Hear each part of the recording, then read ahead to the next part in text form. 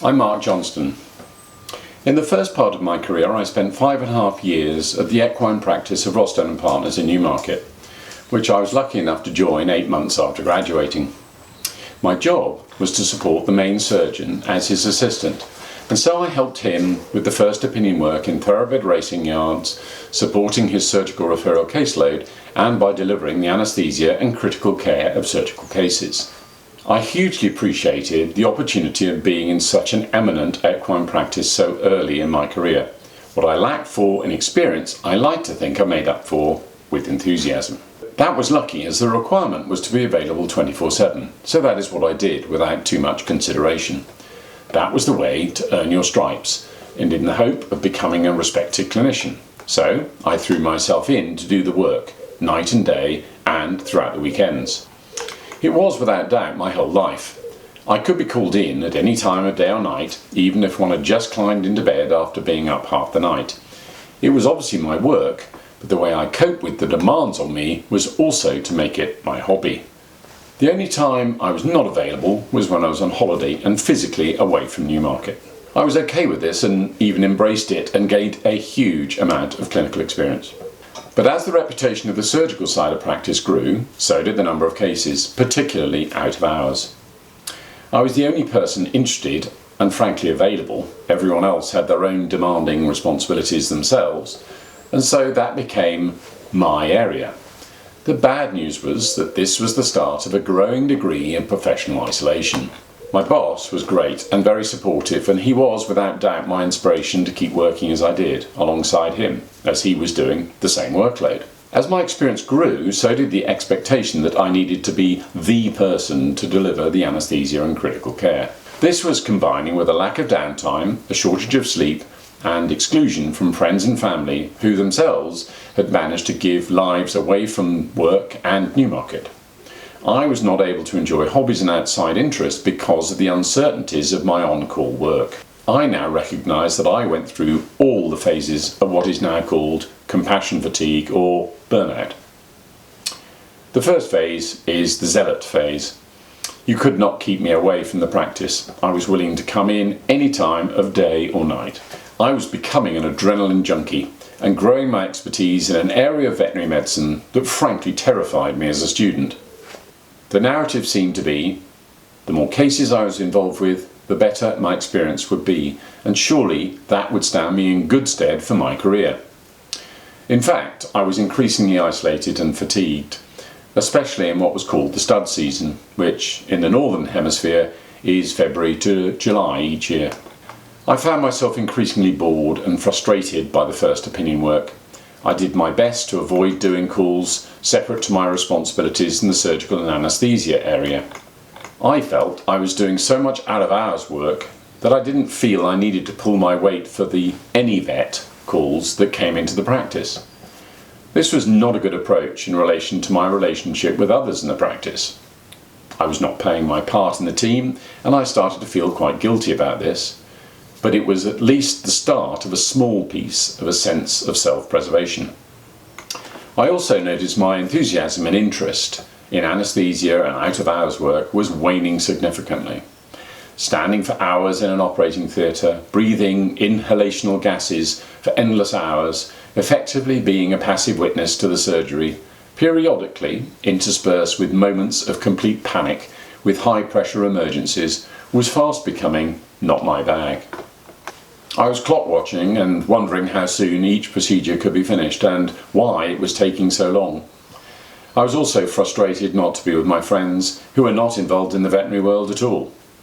I had sacrificed quite a lot at veterinary school, and now at work this continued, and I missed out for no rewards, by the way, except for the increasingly nebulous benefits of developing my clinical expertise.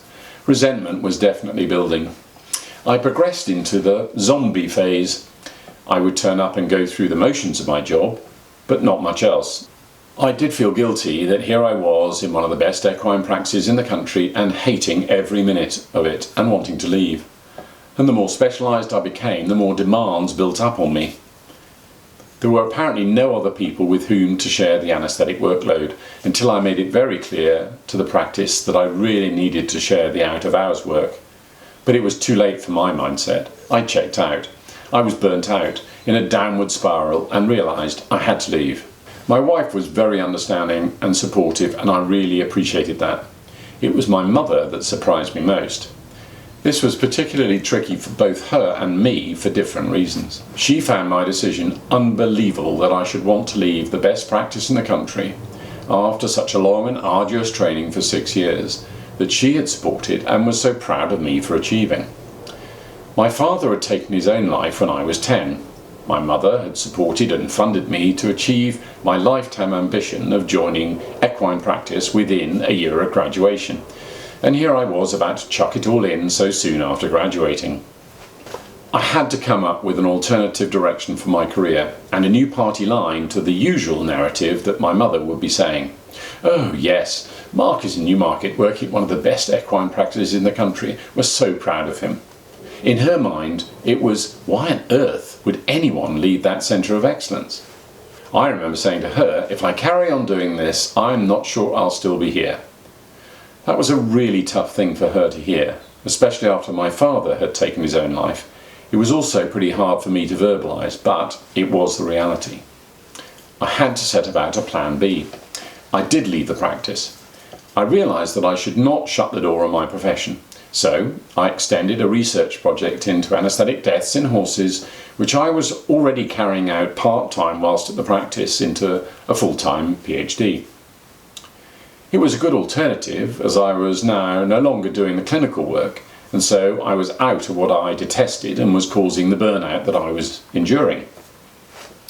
After the PhD, I then did a postdoc and then realised that I was not cut out for life in academia, and I joined Vetstream, where I've been ever since. As it's turned out, my PhD was all about taking data and converting that into an evidence-based point-of-care information for colleagues who are still in practice at the proverbial sharp end. My new direction at Vetstream is very different. No more endless hours in an operating theatre, being a passive passer of gas at all times of day and night. I was out and about connecting with people and identifying new opportunities. I gradually realised that my personality type was completely at odds with the requirements of being in practice. I really do enjoy what I do now. I've rediscovered my mojo and also restored my resilience, and so have been able to cope with the significant challenges that a new business often throws at one. I have a few key lessons that I'd like to pass on. The first is to seek help as soon as you're not comfortable with yourself or spot that a friend or colleague is not their usual good self. There are lots of different help options that you can contact.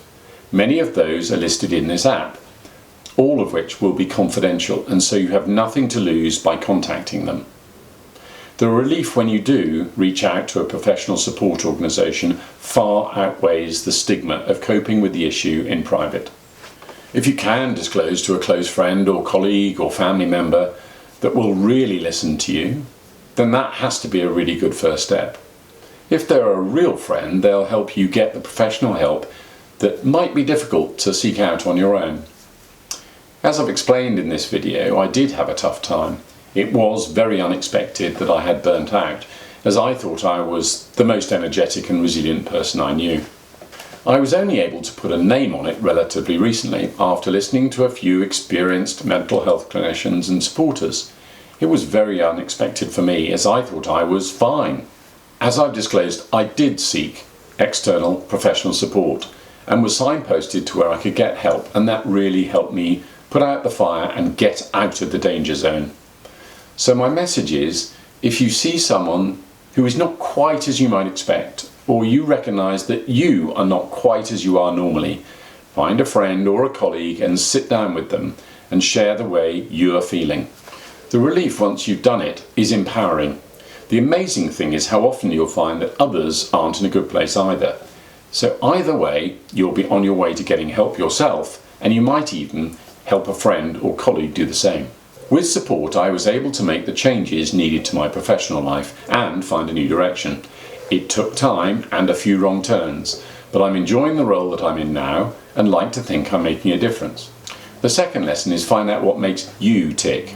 Do some different personality profiles so that you can understand what sort of work might suit your personality. I found out that I was more of a creative type and not a process person. And so a sequence of consultations or operations each day, every day, was not suited to my personality. Whereas meeting new people and talking with them, who might at first glance be seen as competitors, and coming up with creative solutions to commercial and other challenges is much more in my zone. Qualifying as a veterinarian or veterinary nurse or technician does not handcuff you to a life of just clinical work with no escapes. There are a number of ways that your qualification can be used, and there are a number of people who'll be glad to help you find a new direction. Many people outside and inside the profession struggle to understand that graduating with a veterinary degree does not confine one to just be a vet and be exclusively bound to be in clinical practice. I graduated as a vet, but I'm actually not a vet. In fact, our profession has a broad range of opportunities and roles in many different directions, and that we should be open to exploring these despite the perceived and sometimes imposed beliefs of one's parents like me, family, and some acquaintances. It's a bit of a cliche, but it is your life. Recognise that you might be in a different place to where you were, and that that place might not be a good one. You might not feel it, but you have got some really valuable skills, and all you need to do is find a new channel for them. So seek help and make time for you, and also believe in you. To have qualified as a veterinarian or veterinary nurse, technician, is a significant achievement. Finding out how best to apply that training for you may take time. The first few jobs you take may not be suited to you, and you may end up in a few cul-de-sacs and take a few wrong turns, just like I did. But don't be afraid of exploring new and different avenues. I thought I'd spend my career as a vet in equine practice, driving around the country seeing people's horses. I'm now an office-based digital publisher for the veterinary profession. How different is that? But I am doing the sort of work that suits me. I'm very grateful for the support I found to enable me to make the changes I was able to make in my life, trying practice, then academia, and now to have found the place where I do feel comfortable and where I think I'm hopefully helping colleagues and making a difference. The profession is very broad. There are so many areas that you can pursue apart from where you may feel stuck. I'm now helping colleagues deliver the best clinical care, rather than me carrying out the clinical care directly myself. That is very different to what both my mother and I thought I would be doing. However, it is my life, and I know I am doing what suits me. I encourage you to explore what you think might suit you. We all have choices, even when we don't think we do.